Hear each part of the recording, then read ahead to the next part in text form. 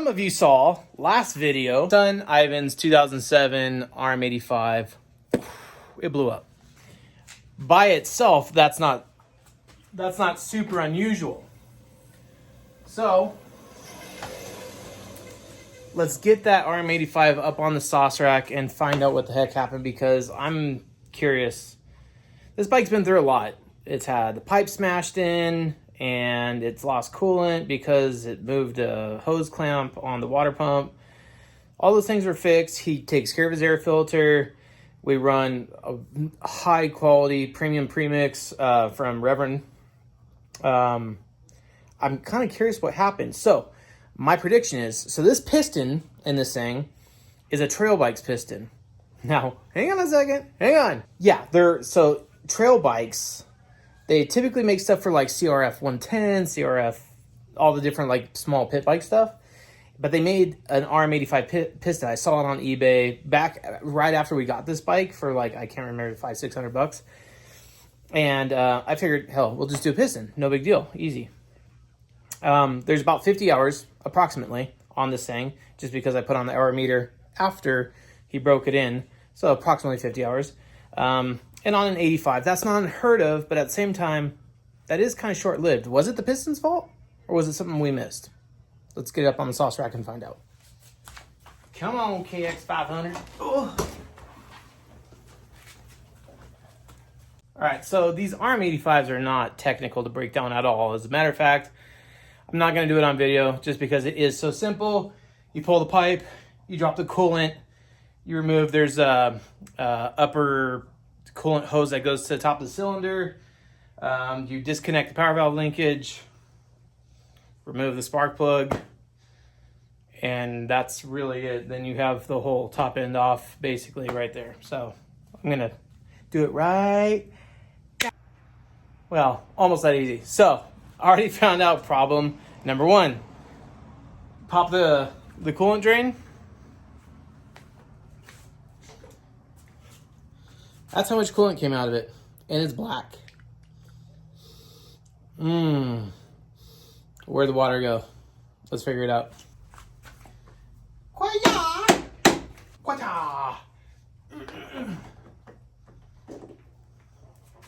Well, that is a very hot bike right in there.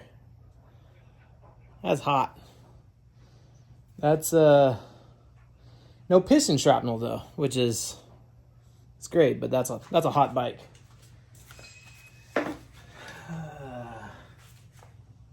That's why it had no PSIs. Let's get the piston out. I thought I'd bring you guys in for the juicy bits. So we got the power valve detached. We got all the other pieces removed. I don't know. Super technical data, I know. It would be easier if I removed the radiator, but forget it. Let me struggle a little bit longer here. Studs. I gotta get the gas tank off. All right, gas tank's off. This should be easier now.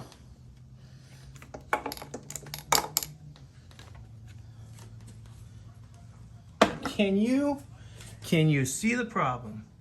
No? Maybe some of you can. Let me get it off. Well, here's the piston.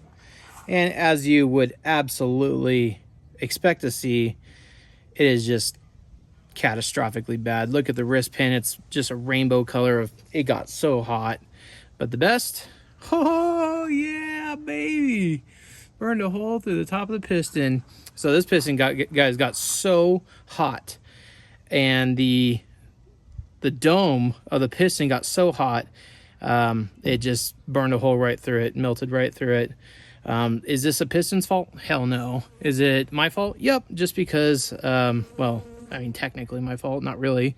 But, you know, every time you ride, you should be checking coolant, you should be checking all the stuff, right? You know, air filter, chain oil, case oil, all that stuff. Yeah, no, this thing, it melted down, so we need to pull that motor apart, unfortunately. Something like this, all that metal that gets blown through this, it goes down in your crank, and, well, now you got to replace your crank bearings, crank seals, all that stuff. So this little coolant leak caused a huge issue. Geez, let's talk about the cylinder. Cylinder, as you would imagine, it has stuck aluminum against it. Now, I am, full transparency, I am going to try to save it by using muriatic acid.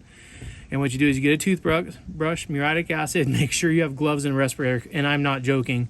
That stuff is so caustic and it will burn a hole in your lungs. But you can brush on the muriatic acid in here and it'll remove all the aluminum slag that's kind of built up on the cylinder wall in there. But yeah, guys, it's not a pretty thing. No, it's not. That sucks.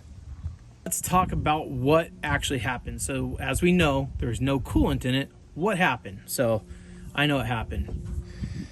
So the cheap gasket kit that trail bike sends you with their piston, it failed. And as you can see right here, it's got a little nick taken out of that inner O-ring right there. So that's where the O-ring is for your combustion chamber. These are an external O-ring right here. So if you had an external leak in your O-ring, you would see it coming out of the cylinder. Well, this one's fine on the outside, but the inside one is fractured right here and a big one right here. See that? And it's also apparent on the cylinder head itself.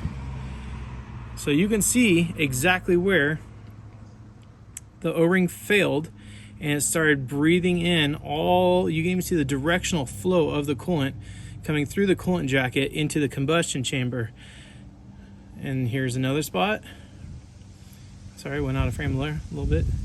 There's another spot. Oh, it's getting windy. And a couple more spots. So this is absolutely a poor quality gasket kit. This should not have happened at all. This O-ring just completely failed. Let's take it out there. I can't believe it came out one piece, but there it is, guys. There's one obvious leak right there, and then the other one where it fully blew apart. Use quality components, guys. At the end of the day, it's a lesson learned for me. I should have used a higher quality. It's really not on the piston. The piston's fine for what my son's doing. He ain't racing it. We're just out riding in the hills. But next time, I'm definitely going to go with the quality piston. Go with your Pro X, go with your Vertex, go with your Wiseco, whatever you guys prefer, but go with the name brand, because this is a bummer. Now I got to spend a lot of time fixing this. Shoot! So I've been treating the cylinder for a while, guys, and it's starting to come out better for sure. I am starting to lean on replacing it though. There are some areas where the metal transferred right in here that it's deep in there. So pros and cons of reusing your cylinder, okay? So if you're able to get one looking like this, which is pretty good, it's obviously rashed up. I can get that a little bit better, maybe even run a hone through it too and get it perfect. But the thing is your piston life will never be the same. It's better to just replace the cylinder, bite the bullet, replace the cylinder, or else your piston life will just be greatly diminished. Plus your power too. That's the other side of it. You won't have the same horsepower that you used to. So for me, I'm going to replace it, and I'll probably just hang on to this cylinder as a, you know, a backup or something like that. If there's ever a race that we go to and we need a backup, but I'll clean a little bit more, throw a hone through it, and box it up. But yep, new cylinder is going to be ordered as well. Well, moral of the story here, girls and gargoyles, is do not use cheap parts. For years, guys, I've been a solid like Vertex, Wasner user. That's kind of like the only two things I use. And it was just this one time. I mean, isn't that how it always goes? Like, oh, this one time I did this one thing differently, and I should have known better. And so I did already. It's like an hour later than the last clip that I shot.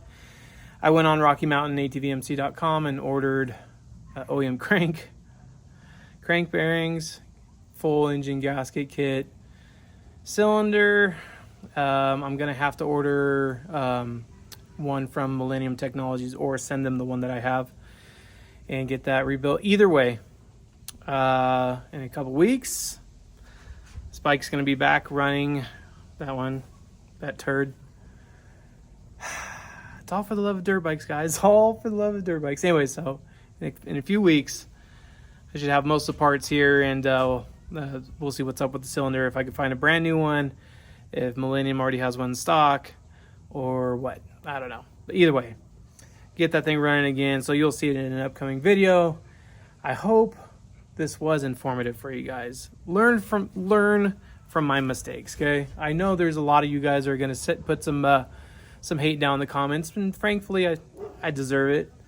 I thought I can get a $35 eBay piston to last just as long as a, Vertex, Pro X, Wiseco, whatever brand you choose, Wasner. I was wrong. There's a reason why those companies put millions of dollars into R&D on pistons, and but again, had that O-ring not failed, would this have happened? I don't know. You guys can argue it down in the comments below.